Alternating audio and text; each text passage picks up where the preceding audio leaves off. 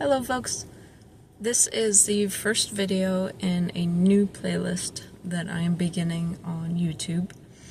I am going to kind of let you know a little bit about what our long-term goals are and kind of take you along the journey of us getting our homestead and starting it. So I imagine this playlist is gonna ultimately, this is going to cover years worth of our life, but this is the beginning. Welcome to it. So whether you're finding us at the start, day one here, or years down the road, welcome and thanks for coming along.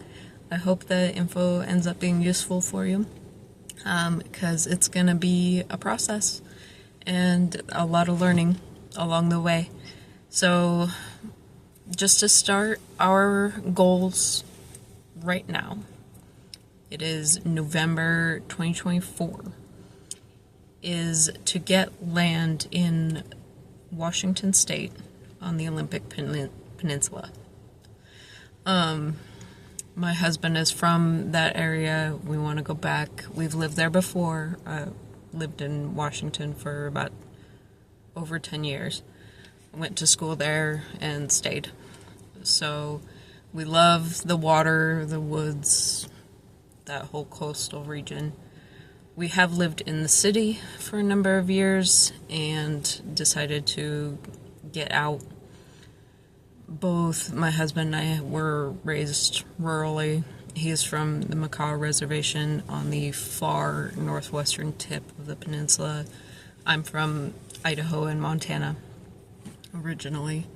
So our goal is to get back to kind of that rural type of life that we were raised in, that we know, and that we would want to see our kids raised in too. We don't have children yet, but it's definitely in the works, or in the plan anyway, for the next couple years. Probably giving it about 2 or 3 more years before we, get some little kiddos running around. That's at least our current plan. So that is goal number 1. The other reason that we want to get land and expand into a rural setting is because we want to also be able to expand our business. So we started Wild Blood Herbs LLC January of this year. That's when it officially became an LLC. We've been harvesting and doing herbalism for many, many years. My husband for his entire life. So it's not something we're unfamiliar with. It's just now we're putting it in a format where we can make it more accessible to other people. And with that, educate and tell you how to live a healthier life using herbs. So we want the land so that we can expand the apothecary, as well as be out in the woods where we harvest, and have better access to all of that. So that is pretty much our goals. Just trying to get out of the, toxic foods system that our, nation is currently in. Get back to hunting, fishing, wild harvesting, herbs, mushrooms, gathering shellfish like clams for clam chowder. And that's the kind of life we want for ourselves. We're dedicated to it. It's something we know, and we want our children to know too. So that's the first part. Second part is how the heck to get there. Like I said, we lived in the city for a good while. We did get out to the peninsula, but even out there, rent was just insane. We've spent so much in rent, and it just drained our finances. We could never get ahead. And so this is right now where we are, or is in North Idaho. This decision to come here was based on breaking that cycle and getting out to where we can actually start paying on something we own instead of filling someone else's pockets. So what we did was we ended up speaking with my family. My mother and father both live in Idaho. My mom's in Athol, Idaho. My father's in Old Town. And both of them, were just like, get a travel trailer, come over here, essentially pay us a fraction of the rent, pay a little bit of rent to help out, but on the whole, just save, pay down like my college debt and use it as a time to get ahead and, really launch from there. So we talked about it and decided it was the best thing to do. So currently we purchased a travel trailer, and we considered everything to, the van life and all of that, and it just didn't work with jobs at the time and long term. So we purchased a travel trailer, moved everything over to Idaho, put a lot into a storage shed on my mom's property, and then my dad is also, storing a bunch of stuff for us. We parked the travel trailer on my mom's land. She has 10 acres, and we are currently there. So, and just helping out around the place as much as possible, so that we can, continue to stay there, and we, contribute to, a little bit of rent each month, and then groceries, and we'll increase that a little bit here in the next few months after I get the travel trailer paid off completely. But on the whole, we have, my husband, me, and my cat in the travel trailer, and it's pretty nice. We have the trailer hooked up to the power and the sewer, and we run everything else off of these big propane tanks that we invested in, so that we don't have to refill them continually. We have 2 big tanks and then 2 smaller tanks, so that lasts for a while, and we actually stay pretty cozy in the winter. So the other step was, my husband is working retail right now. It's a job that he can eventually transfer to the coast because they have the same business over there. It's also conveniently close, so he doesn't have to drive very far. For me, I do have to drive a ways. However, the reason I took the job that I'm in now is because eventually this company, it became part of a bigger company, and one day I can go full remote with this job. I've been in this industry for about a year and a half, maybe a little more. Got licensed, and I just got where they're allowing me 2 days work from home now, so that'll help us save a little bit more. I'm not going to be driving into town as much. It's about 30 to 40 minutes depending on traffic, which isn't too bad. But my goal is to get away from the commute completely, especially when we're out on the peninsula. So we've reduced our living cost. We've made our jobs mobile, is how I'll say it, so we can pick up and go where we want to go. And then, just, it's nice to visit family, being here. So I've been away for a long time, so it's kind of fun to go back to the old stomping grounds and show my husband, where I grew up. So that's been fun.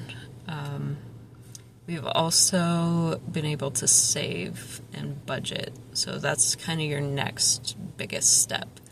Once you can reduce your living costs, don't increase your living expenses with other things. Save, budget, and, just squirrel away money like crazy. We're doing pretty good. At least obviously we're not rich by any means, but we're on track for where we want to be. So what we've done is we've budgeted based on looking at Zillow, looking at properties, with the kind of things and location where we would want to be. We've then budgeted out what we can, save in the next, 2 to 3 years, probably, 3 years, including this last year, 2 years to go. And it's kind of put us around the $175,000, range for asking price. When you really look into, okay, what are your startup costs? Does it have amenities? For us, we really want to find something that has water at least on the land.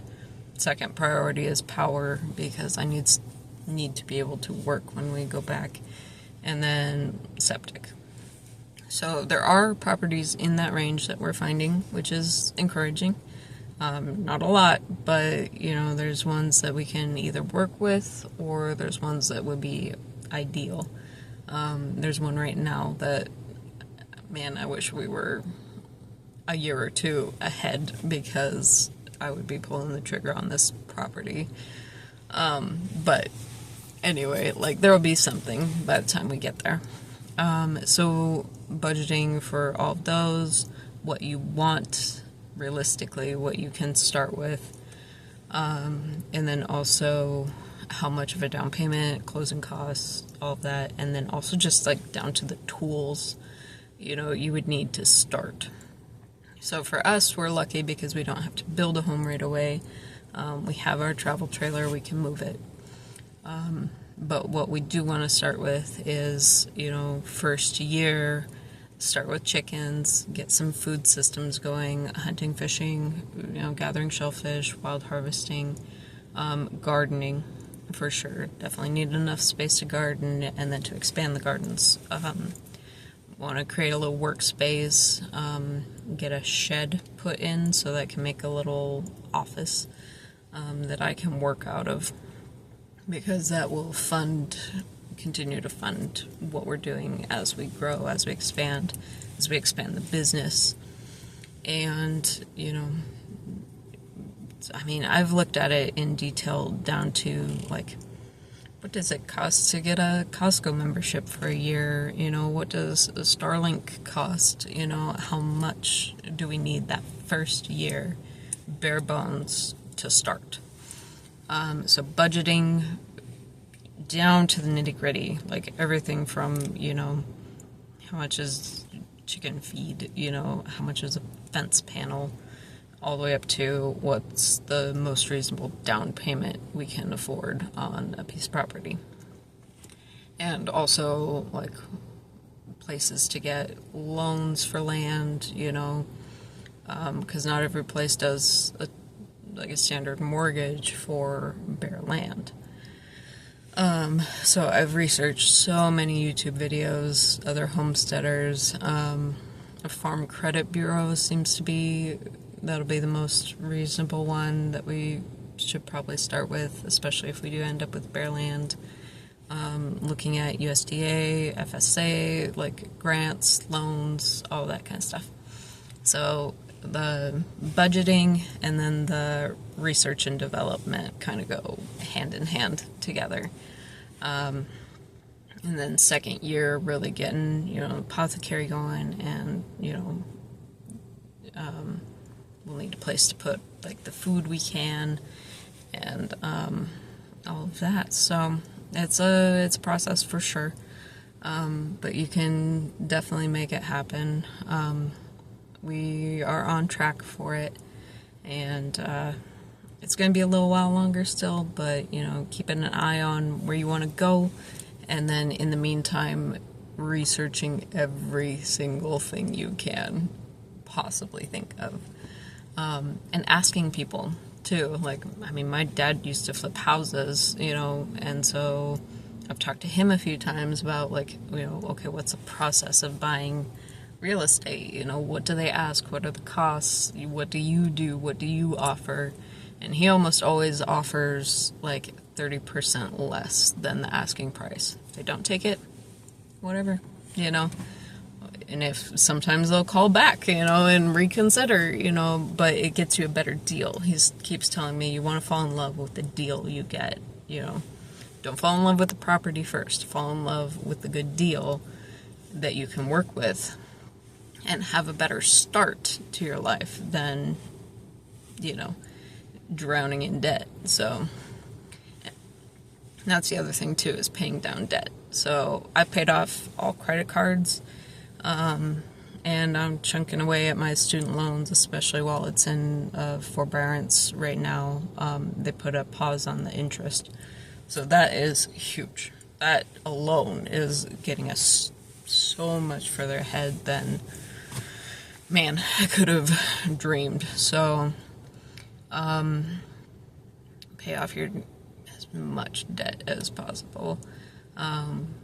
Become financially savvy. Like, part of the research and development and budgeting is you need to understand finances. So listen to Gordon Ramsay, talk to Dave Ramsey. I mean, you can listen to Gordon Ramsay too. I'm sure he's got something to say, but there's probably a lot of F-bombs in there. So, Dave Ramsey, on YouTube. There's a bunch of other guys. Ali Abdaal is pretty informative. Graham Stephen, I believe is his name. Even reading, you were probably like me, required to read Rich Dad Poor Dad years ago. I know it didn't stick until, things started to become applicable to my life. So, I reread it, but his other books are really informative too. So I found a lot more value in, Cash Flow Quadrant, even than Rich Dad Poor Dad. There's tons of books out there. Like, you can become knowledgeable, just by listening to podcasts and, reading. And it helps. It really does. That's where I didn't value it for longer than I should have, and now it's becoming reality, and, the things that you read before, like, finally start to sink in. So, when you really start to, like, learn and educate yourself, you learn more about the questions you should be asking, the things you should be budgeting for, like how to get there, how to do it, and I'm not even talking like investing, like just the basic budgeting and saving, really, just to start with, and so that,